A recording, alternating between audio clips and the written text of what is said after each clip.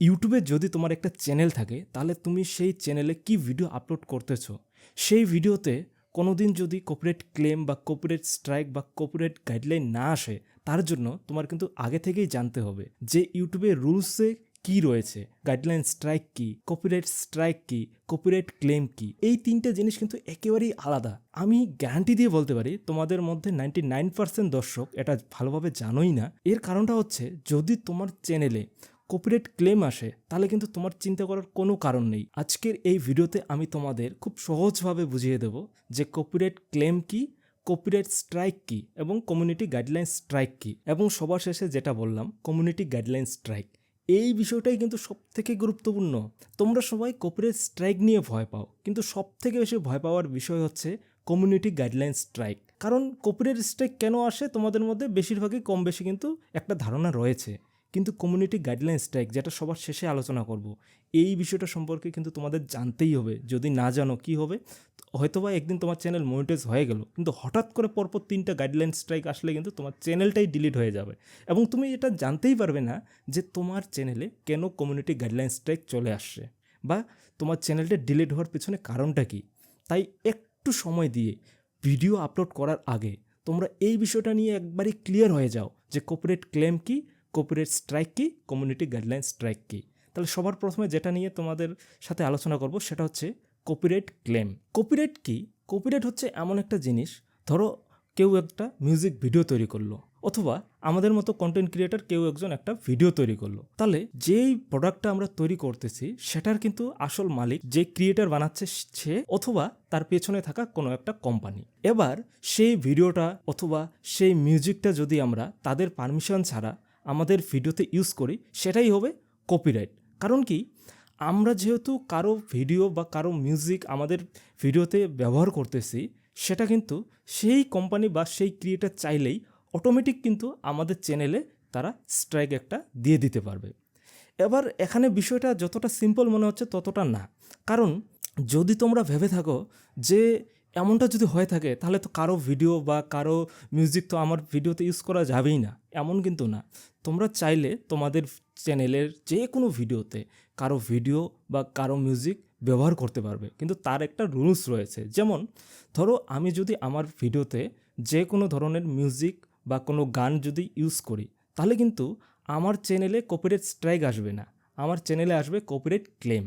আর এই কপিরাইট ক্লেমটার মানে হচ্ছে তোমার যে ভিডিওটাতে তুমি মিউজিক অথবা কোনো সিঙ্গারের গান যদি ইউজ করে থাকো তাহলে কি হবে, তোমার সেই চ্যানেলটা যদি মনিটাইজ হয়ে থাকে তাহলে তুমি সেই চ্যানেলের সেই ভিডিওটা থেকে, পার্টিকুলার যে ভিডিওটাতে তোমার ক্লেম আসবে সেই ভিডিওটা থেকে যে টাকা ইনকাম করবে সেটা সম্পূর্ণটা যে আসল মালিক তার চ্যানেলে অটোমেটিক অ্যাড হয়ে যাবে। এটা হচ্ছে কপিরাইট ক্লেম। আর যদি তোমার কোনো ভিডিওতে কপিরাইট ক্লেম এসে থাকে তাহলে সেটা চিন্তা করার কোনো কারণ নেই। কারণ যদি তোমার চ্যানেলে ক্লেম আসে তাহলে তোমার সেই ভিডিওটা থেকে যে ইনকাম হবে সেটা তোমার হাত থেকে হাতছাড়া হয়ে যাবে, কিন্তু তোমার চ্যানেলের কোনো রকম ক্ষতি হবে না। এবার তোমরা একটা কথা বলতে পারো যে আমরা তো ফেসবুক, ইনস্টাগ্রাম এগুলোতে যে কোনো ধরনের মিউজিক ইউজ করি, তাহলে আমাদের সেই ভিডিওতে কপিরাইট আসে না কেন?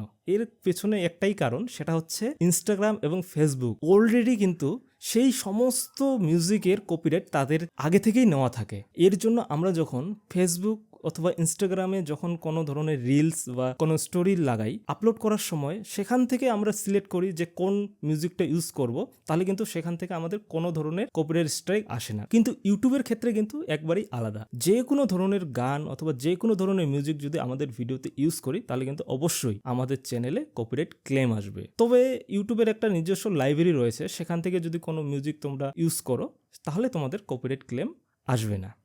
এবার আলোচনা করি কপিরাইট স্ট্রাইক নিয়ে।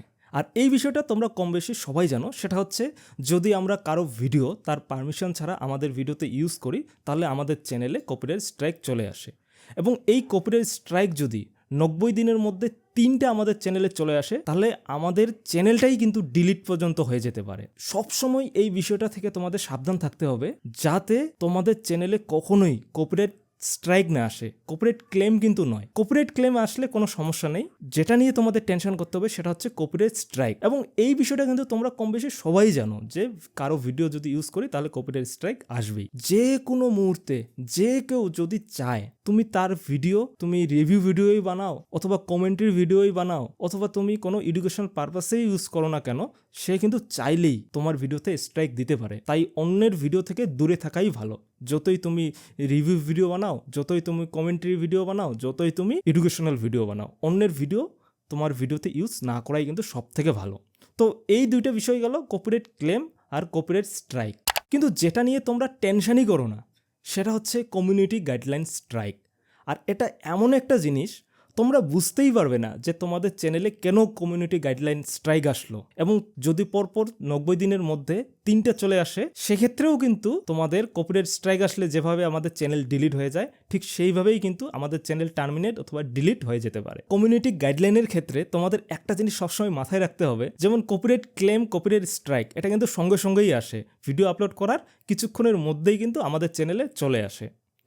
কিন্তু কমিউনিটি গাইডলাইন স্ট্রাইক তুমি ভিডিও আপলোড করার 1 বছর, 2 বছর, এমনকি 5-10 বছর পরেও কিন্তু আসতে পারে। এখানেই হয় মেইন সমস্যাটা। এর জন্যই কিন্তু ইউটিউবে অনেক বড় বড় চ্যানেল যার মিলিয়ন মিলিয়ন সাবস্ক্রাইবার রয়েছে তাদের ভিডিও কিন্তু হঠাৎ করে ডিলিট হয়ে যায়। এবং এমন কতগুলো চ্যানেল রয়েছে ডাইরেক্ট কিন্তু চ্যানেলটাই ইউটিউব থেকে একবারে ডিলিট হয়ে গেছে। এর পিছনে একটাই কারণ, সেটা হচ্ছে কমিউনিটি গাইডলাইন স্ট্রাইক। এবং এই কমিউনিটি গাইডলাইন স্ট্রাইক যদি তোমরা ভালোভাবে না জানো, তোমাদের চ্যানেল কিন্তু যে কোনো সময় ডিলিট হয়ে যেতে পারে।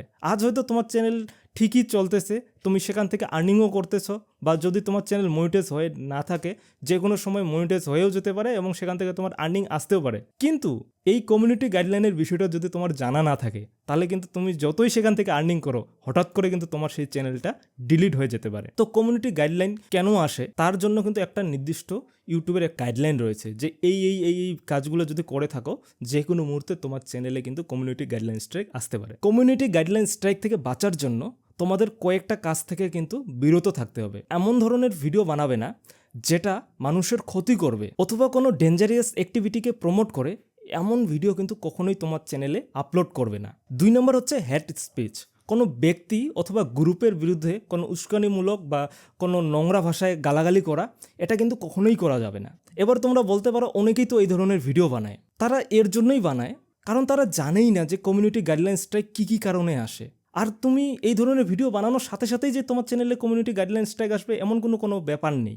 যে কোনো মুহূর্তে যে কোনো দিন আসতে পারে। তাই এই ধরনের ভিডিও থেকে কিন্তু দূরে থাকাই ভালো। এরপর যে কাজটা করবে না সেটা হচ্ছে কাউকে রিপিটেডলি অ্যাটাক করা, বুলি করা অথবা কাউকে টার্গেট করা, এই ধরনের ভিডিও কিন্তু কখনোই বানাবে না। এরপর যে কাজটা করবে না সেটা হচ্ছে ফেক গিভওয়ে করা, বা টাইটেলে তোমার রয়েছে এক ধরনের লেখা, ভিডিওতে রয়েছে এক ধরনের, বা থাম্বনেলটা তোমার এমন করে বানানো ভিতরে সেই রিলেটেড কোনো কিছুই নেই। মানে ফেক কোনো ধরনের জিনিস কিন্তু তোমার ভিডিওতে বা তোমার থাম্বনেলে বা তোমার টাইটেলে ইউজ করা যাবে না। আর কমিউনিটি গাইডলাইন কিন্তু যে কোনো জায়গা থেকেই আসতে পারে। শুধু ভিডিওতে আপত্তিকর কিছু থাকলেই যে কমিউনিটি গাইডলাইন স্ট্রাইক আসবে এমন কোনো ব্যাপার নেই। তোমার থাম্বনেল বা তোমার টাইটেল যে কোনো জায়গা থেকেই কিন্তু কমিউনিটি গাইডলাইন স্ট্রাইক আসতে পারে। তাই কোনো ধরনের ফেক স্প্যাম রিলেটেড কোনো বিষয় যাতে তোমার ভিডিওতে বা টাইটেলে বা থাম্বনেলে না থাকে। এরপর যে কাজটা করবে না সেটা হচ্ছে মিস ইনফরমেশান, বিশেষ করে হেলথ অথবা তোমার এরপর যে কাজটা করবে না সেটা হচ্ছে মিস ইনফরমেশান, বিশেষ করে হেলথ এবং সেফটি রিলেটেড এমন কোনো ভিডিও বানাবে না। এমনও হতে পারে তোমার অজান্তেই তুমি হেলথ রিলেটেড বা সেফটি রিলেটেড কোনো ভিডিও বানালে এবং সেটার মাধ্যমে যদি মানুষের কোনো ক্ষতি হয়, তাহলেও কিন্তু তোমার চ্যানেলে কমিউনিটি গাইডলাইন স্ট্রাইক আসবে। তাই এই ধরনের ভিডিও তোমরা কখনোই তোমাদের চ্যানেলে আপলোড করবে না।